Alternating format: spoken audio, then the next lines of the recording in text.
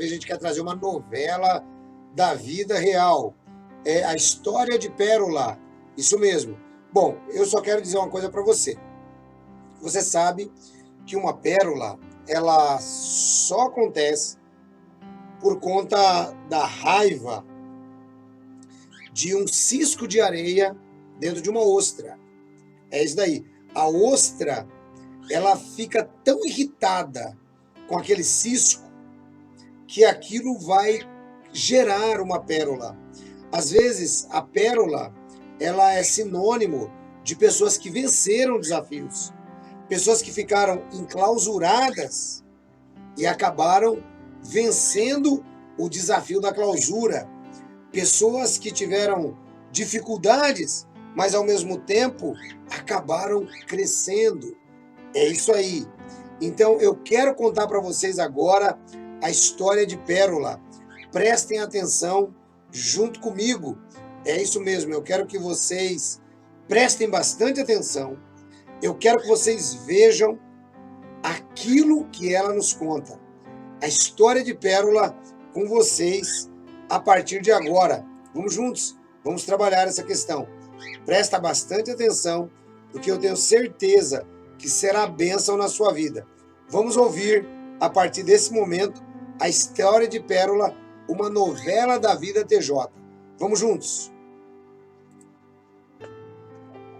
Bem, minha história é o seguinte. Eu nasci na década de 80. Fui batizada na Igreja Católica. Mas quando eu tinha mais ou menos 3 anos, a minha mãe começou a estudar a Bíblia com as TJs e frequentava todas as reuniões.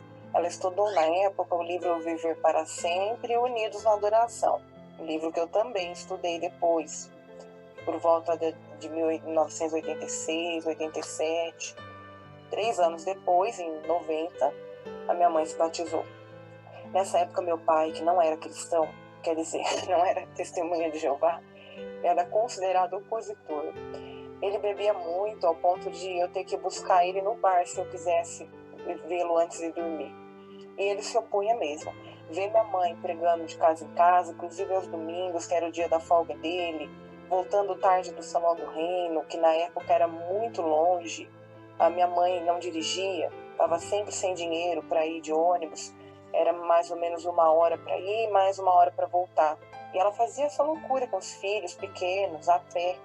Claro que isso era um sacrifício e incomodava meu pai. Às vezes os irmãos que tinham carro davam carona, mas nem sempre, a maioria tinha seus próprios arranjos.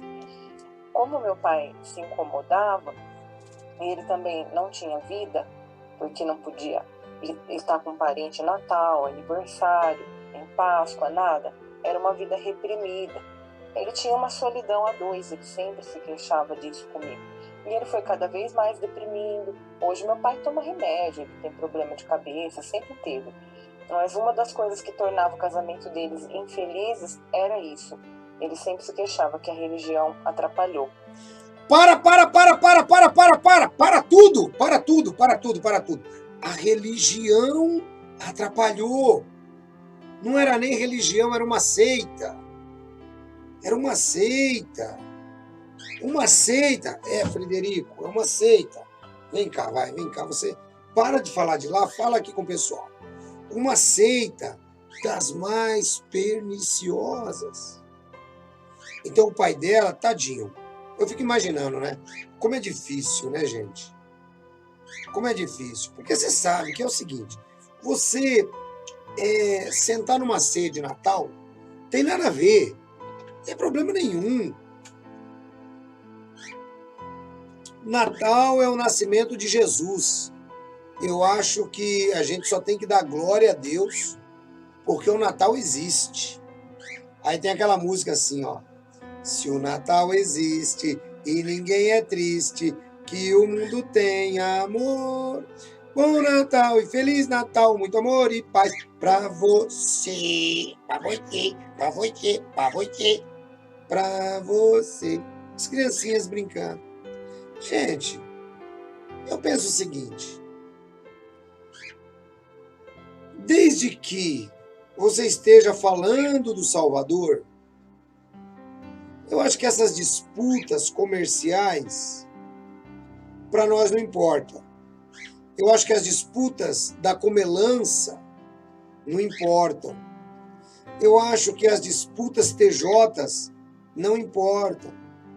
Eu acho que você deve ter o Natal como data do nascimento do Salvador do mundo.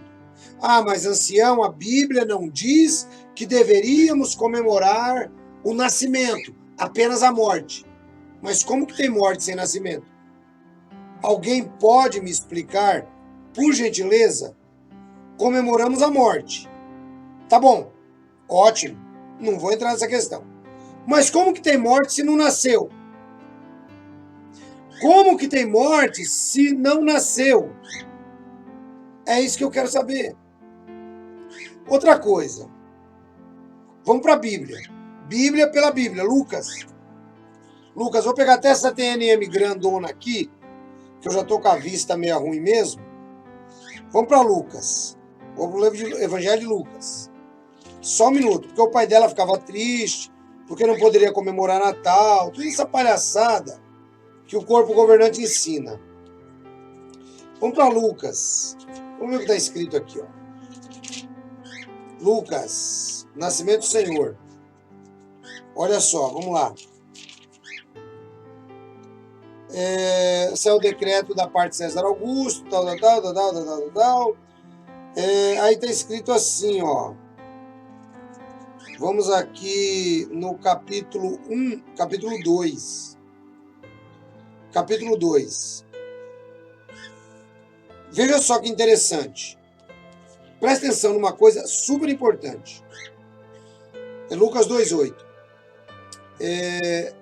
Havia também no mesmo país pastores vivendo ao ar livre e mantendo de noite vigílias sobre os seus rebanhos. E repentinamente estava parado ao lado deles o anjo de Jeová, e a glória de Jeová reluzia sobre eles. A glória de Jeová reluzia sobre eles. E em volta deles, e ficaram muito temerosos. Mas o anjo disse-lhes: não temais, pois eis que vos declaram boas novas, numa grande alegria, que todo o povo da terra. Porque hoje vos nasceu na cidade de Davi um Salvador. Olha que alegria! Os anjos comemoraram o nascimento de Jesus. Hoje vos nasceu na cidade de Davi um Salvador, que é Cristo, o Senhor, o Quírios. Este é um sinal para vós. Achareis uma criança enfaixada e deitada numa manjedoura. E repentinamente houve com o anjo uma multidão do exército celestial. Os anjos desceram do céu para fazer festa. Os anjos desceram do céu para fazer festa. Uma multidão do arranjo celestial, do exército celestial, louvando a Deus e dizendo: glórias a Deus nas maiores alturas, e na terra paz entre os homens de boa vontade. Assim, quando os anjos se afastaram deles para o céu, os pastores começaram a dizer uns aos outros: vamos de todos os modos até Belém e vejamos esta coisa que ocorreu, que Jeová nos fez saber. E foram apressadamente e acharam Maria, bem como José e a criança deitada na manjedoura. Quando viram e ouviram, fizeram saber a declaração que lhes fizeram a respeito desta criancinha. E todos os que ouviram isso maravilhavam-se com as coisas que os pastores lhes contavam.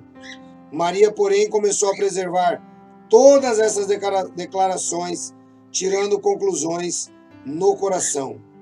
Os pastores voltaram então glorificando e louvando a Deus por todas as coisas que ouviram e viram, exatamente como lhes disseram. Então veja, houve uma grande festa, houve uma grande comemoração. Por que que a Sociedade Torre de Vigia não dá ênfase a isto? Os anjos desceram dos céus. Os anjos desceram dos céus, glorificando a Deus. Glorificando a Deus. Olha que coisa interessante. Os anjos glorificaram a Deus e fizeram festa. Por quê?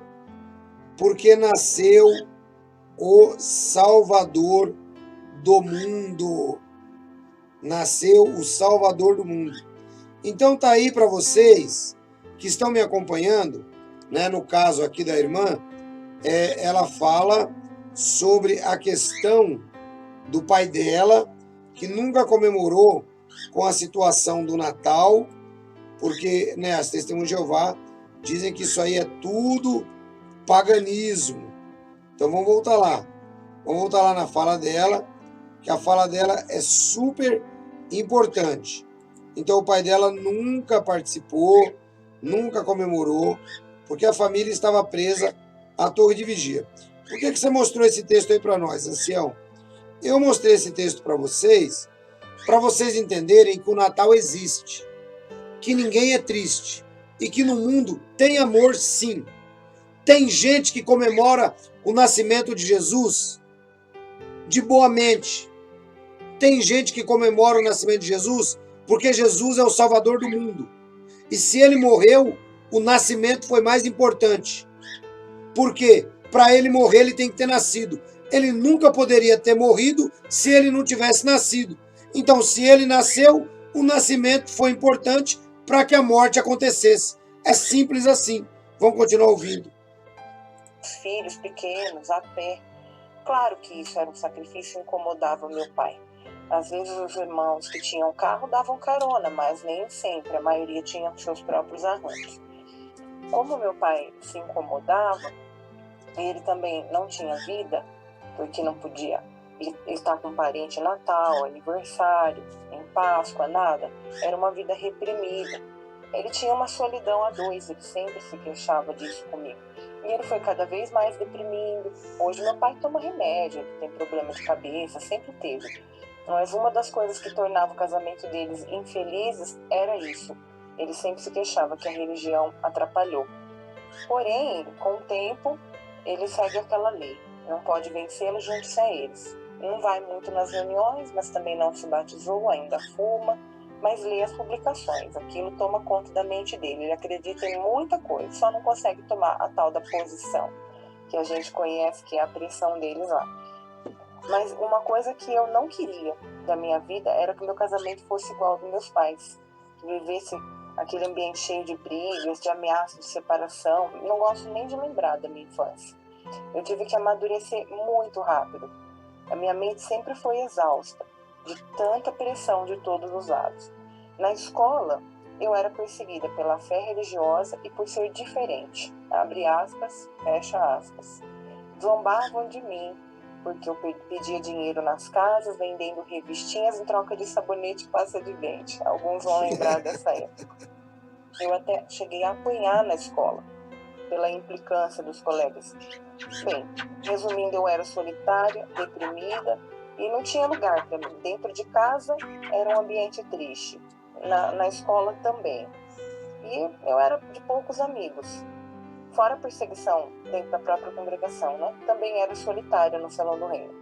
Porque a gente era muito simples, né? Tinha roupa ganhada, não tinha muita vaidade, ia para as reuniões às vezes com roupa costurada pela minha mãe, era nítida, dava para ver que não era uma roupa de grife.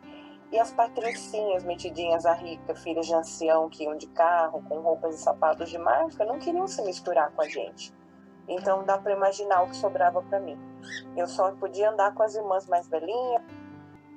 A gente era muito simples, né? Tinha roupa ganhada, não tinha muita vaidade, ia para as reuniões às vezes com roupa costurada pela minha mãe, era nítido, dava para ver que não era uma roupa de grife. E as patricinhas metidinhas à rica, filhas de ancião que iam de carro, com roupas e sapatos de marca, não queriam se misturar com a gente. Então dá para imaginar o que sobrava para mim. Eu só podia andar com as irmãs mais velhinhas ou as irmãs casadas. Essas eram as minhas companhias. Me batizei com 11 anos. Aos 15 anos comecei a namorar para sair de casa o mais rápido possível, porque a minha vida era um inferno. Mas o namorado, servo ministerial, era genioso, teimoso ao extremo. Durou 1 ano meu namoro. Decidi em 2001 terminar. Ela terminou o namoro. E aí, o que é que aconteceu? Você não pode perder a próxima parte. Tá aí, a história de Pérola. A história de Pérola, uma novela TJ. Você viu que nesse primeiro capítulo ela conta sobre as dificuldades, a infância, que eu acho que ela deve ser da mesma época minha, que eu lembro desse momento que as mães costuravam roupas, tudo isso. A história de Pérola, você não pode perder. Ela começou a namorar com um servo ministerial. Mas, peraí, e aí, como é que foi esse negócio? Uma menina de 15 anos, servo ministerial naquela época, tinha que ter no mínimo 21. E ele era genioso. O que será que aconteceu?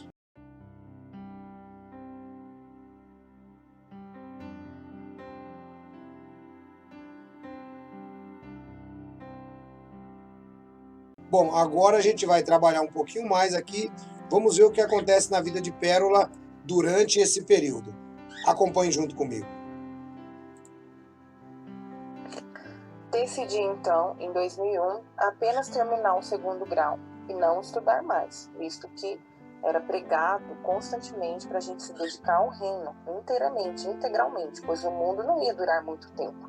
Até os mais zelosos da época chegavam a profetizar, né? Mais de 10 anos, 15 anos não dura esse sistema, pois em 2014 vai completar 100 anos do reino de Deus. Então, eu previa que a minha vida só teria 10 a 15 anos pela frente para que eu pudesse, então, servir ao reino. Olha que interessante, Pérola tem o mesmo pensamento que eu tive em 1984. O mesmo pensamento. Eu achava que eu não conseguiria completar nem o curso técnico do Senai em mecânica, porque eu achava que o Armagedon viria em mais alguns pouquíssimos anos, porque a geração já estava fazendo 70 anos. Percebam como esse pensamento tomou conta da nossa geração. Vamos lá. E aí me abneguei, não namorava mais, não quis estudar, nem fazer faculdade. Aprendi uma profissão autônoma para que eu pudesse me sustentar enquanto fosse pioneira. Quando eu fiz 18 anos, eu fui apoiar um território isolado, numa cidade de apenas 10 mil habitantes ou até menos. Chegando lá, não tinha ancião e um único servo ministerial, que também não conseguia fazer nada, não executava quase nada dentro da congregação. Ou seja, toda a carga pesada ficou nas minhas costas e da minha companheira. Além de pregar 90 horas e dirigir 12, 15 estudos bíblicos, a gente tinha que executar atividades mecânicas na congregação. O irmão deve conhecer muito bem, né, os fechamentos financeiros, fazer pedidos de publicação, relatórios, enviar para Betel, preparar todas as partes das reuniões, inclusive eram 5 reuniões semanais, eram terça, quinta e sábado, ou terça, quinta e domingo. Fora as reuniões de campo que a gente tinha que dirigir, a minha companheira ficava no som e eu tinha que ficar com os discursos públicos quando o orador faltava. Claro, a gente tinha a regra de fazer sentada, de cabeça coberta, e eu que lia a sentinela todas as vezes. Visita de pastoreio não tinha ninguém, então quando alguma família precisava muito de encorajamento, nós também íamos lá fazer o que anciãos deveriam fazer. Então, perceba que Pérola é praticamente uma anciã, fazendo tudo que um ancião deveria fazer na congregação e ainda tendo que fazer a parte mecânica. Parte mecânica é um nome bonito que o corpo governante dá para o trabalho escravo que deve ser trabalhado em prestação de contas para a empresa. Essa é a parte bonita da coisa. Então, parte mecânica. é a parte onde o servo de tempo integral tem que prestar contas, grana, tudo isso daí tem envolvido. Vamos lá. Era muita carga, fora as visitas do superintendente viajante, todos os arranjos a gente tinha que apoiar, inclusive hospedá-los, né? Não tinham a casinha do superintendente viajante na congregação. Então, mesmo com poucos recursos financeiros, a gente tinha que se virar com essa bucha, né? Imagina, era muita preocupação para uma menina, praticamente, não tinha nem 20 anos. E toda essa carga, toda essa responsabilidade, não saber o dia de amanhã, não ter preparo, não ter uma profissão, não ter um salário caindo certo na conta, não ter para quem recorrer. Eu ligava para a família para me mandar algum dinheiro às vezes, mas nem sempre dava. Então a gente achava que Jeová ia nos apoiar. Sempre foi essa a mentalidade simples que a gente tinha. Veja, porque é exatamente isso que a Torre de Vigia incute. Ela faz as pessoas trabalharem de graça para ela, e aí é sempre jogando a bucha nas mãos de Jeová. Gente, eu acho tão desonesto isso. Hoje eu consigo ver a desonestidade do corpo governante, a desonestidade das sedes, né? Consigo ver, né? Abusam das pessoas, da fé, exploram a fé das pessoas, né? Mas era isso que acontecia, vamos lá. Na verdade, eram os irmãos que às vezes apoiavam. Mas depois de um ano, o que aconteceu comigo? Eu adoeci, me alimentando mal, dormindo mal, com medo de tudo, com muito estresse, muita pressão. Eu não parava para tomar fôlego, não tínhamos nem recursos para poder participar de recreações, né? Não tinha. E eu desenvolvi o quê? Síndrome de pânico e depressão. O meu pai, preocupado. Para tudo! Ela estava no paraíso espiritual. Ela estava envolvida com as coisas de, abre aspas, Jeová, fecha aspas, porque não é de Jeová, é do corpo governante. Então ela estava envolvida com tudo que uma testemunha de Jeová mais sonha na vida, que é o Ministério Tempo Integral. Ela entrou em síndrome do pânico e depressão. Por que será? Vamos ouvir mais um pouco. Me buscou e levou eu para casa. Voltei para o recanto dos meus pais. Nessa época eu já tomava, em média, 5 remédios. 3 para o estado mental, 1 para pressão e outro para gastrite. Emagreci 10 quilos em um mês. E eu tentei... Emagreceu 10 quilos em um mês. Ei, ancião, seria esta uma fórmula para eu também emagrecer? Sim, vá para o serviço de tempo integral. Fazer tudo o que Pérola fazia. Entre em depressão, tome 5 tipos de remédio e tenha um corpo esbelto. É desse jeito. Claro que não era isso que ela queria, não é? Vamos lá. Quase tentei, né, na realidade. Na época, tomar todos os remédios, mas eu pensei, Jeová não merece isso. Pérola quase atentou contra a própria vida. Perceba, mas Pérola tinha uma relação com Jeová. Não era uma relação só com a organização. Presta atenção. Mas eu preferia morrer do que ficar naquela situação. Eu desmaiava às vezes 5 vezes num dia. Ficava exausta, de cama. E procurei ajuda psicológica, porque o médico falava que era emocional.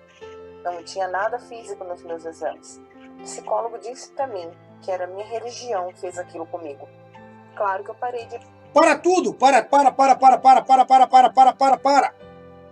O psicólogo falou para Pérola. É a sua religião que está te fazendo mal, Pérola. Pera aí, gente. Olha que coisa. Presta atenção. Ela não tinha nada físico. Desmaiava 5 vezes por dia. Tensão psicológica. Vamos ouvir mais um pouco. Fui no psicólogo e fui tratar com uma terapeuta que era testemunha de Jeová. Alguns irmãos falavam para eu arranjar um tanque de roupa para lavar ou arrumar um namorado, que era falta de macho.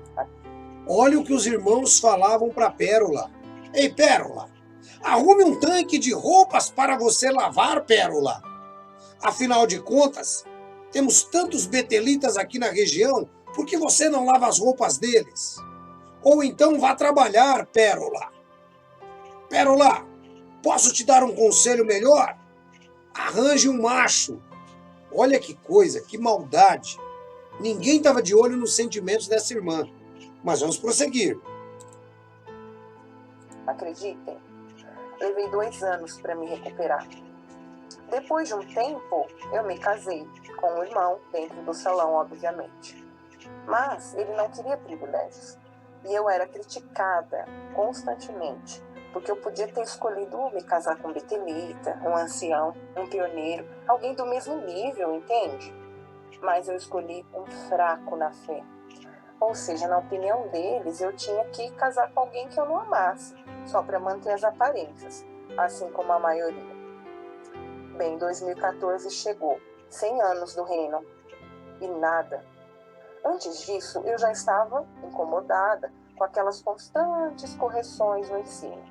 Exemplo, a organização era perfeita, ensinei a vida inteira isso para os meus estudantes. De repente, num congresso, anuncia que não podemos mais falar isso, que a organização era imperfeita, os membros eram imperfeitos, portanto, ela é composta de membros imperfeitos. Depois veio da geração não passará, mais um reajuste.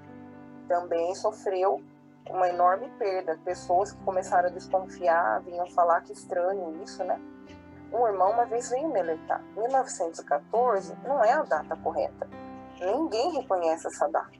Eu meio tensa com aquilo, será que a gente está ensinando uma mentira? Bom, passei a começar a ficar um pouco intrigada. Pérola fica intrigada ao saber da data de 1914. O que acontece com Pérola?